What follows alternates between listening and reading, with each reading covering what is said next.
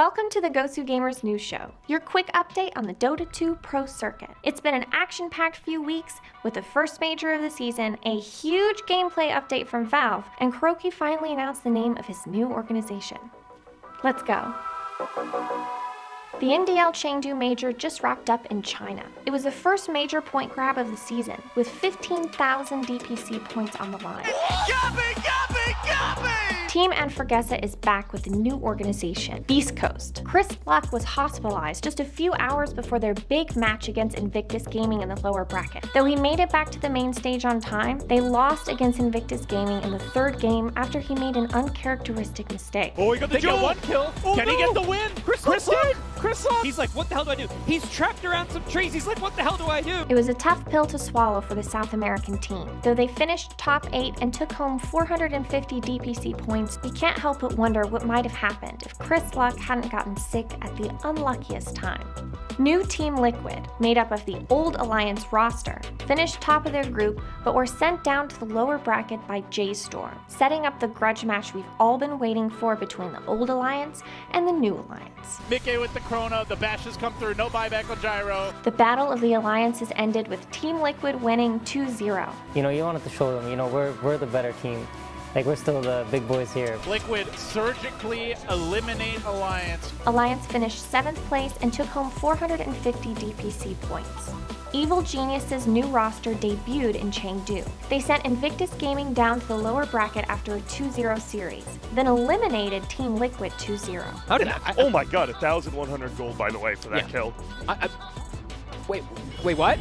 Oh my god, 1,100 gold. From there, they faced off against Invictus Gaming again in the lower bracket semifinals. IG had just won the first minor of the season. Their loss against EG sent them down to the lower bracket early, which seemed to light a fire under them, especially as a Chinese team representing their region on home soil. They drop down the stage eclipse, but it's an ultra kill for Fly, a rampage for this big bad Monkey King. They went on a loser's bracket run, eliminating Fnatic and J-Storm before finally eliminating Evil Geniuses. Evil Geniuses finished 4th place and took home 1,350 DPC points. Invictus Gaming made it all the way to the lower bracket finals, where they lost 2-0 against TNC Predator. But he's out of mana, he's out of options, and he's out of a life, out for 80 seconds. TNC getting kill after kill after kill. TNC moving on, the GG is called. IG took home 3rd place, $110,000, and 2,100 DPC points. Over in TNC Predator land, things were going very well. They made it through the group stage undefeated. Vici Gaming, they don't want to let TNC have this, but Armel is into the pitch, doing a quick PYW, tries to step forward, but he cannot quite get there, or maybe he can, he got the refresher, the blessing, and the cheese! He got all 3! Oh my god! There they sent Alliance and J-Storm down to the lower bracket, before losing against Vici Gaming 2-0 and being sent down to the lower bracket themselves. It's going to jump in, Tims buys back straight away, Glimmer Cave trying to save it, but the Chrono they got Tims! It's going to get Tims as well, this will be a dieback on the Shake, and the torrent follow-ups there. KP has a buyback. TNC, can they stop this? It doesn't look like they can. The Ancient falls. Vici Gaming take game 2, and with that, the series 2-0. This was hardly a setback. They smashed Invictus Gaming 2-0 in the lower bracket finals, and then faced off against Vici again for the grand finals.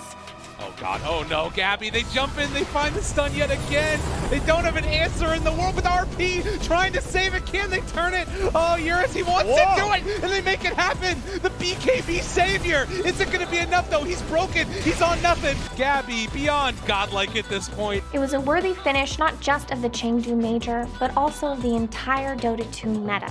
TNC was able to come back from a 20k gold deficit using the unstoppable combination of Earthshaker and Morphling.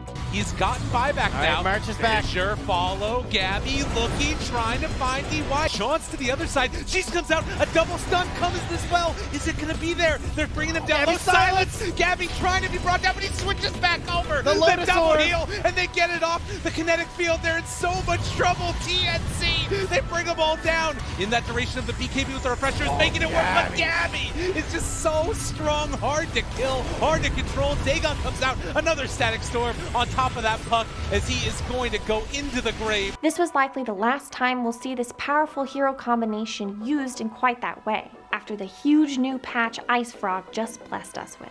They now have a 25k lead And I believe they were down God. 28K. TNC won the grand finals 3-1 against Vici Gaming, taking home first place, $300,000, almost 5,000 DPC points, and the Battle Fury trophy to Southeast Asia. So what a way to prove it for TNC that they're the better team. It's, oh god, all right.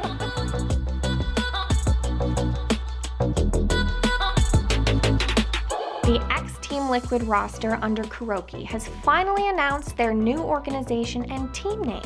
Drumroll, please.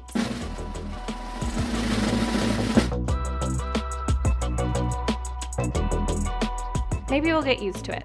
The first major of 2020 is Dreamleague Lighting from January 24th to the 26th. OG announced that their two-time TI winning roster will not be participating in the major, and instead they announced a new initiative. For the second major, me and the boys, we won't be attending, but don't worry, we'll still be going for the third title. We decided to jump on another exciting project, and we've gathered this group of players that have, in our mind, huge potential.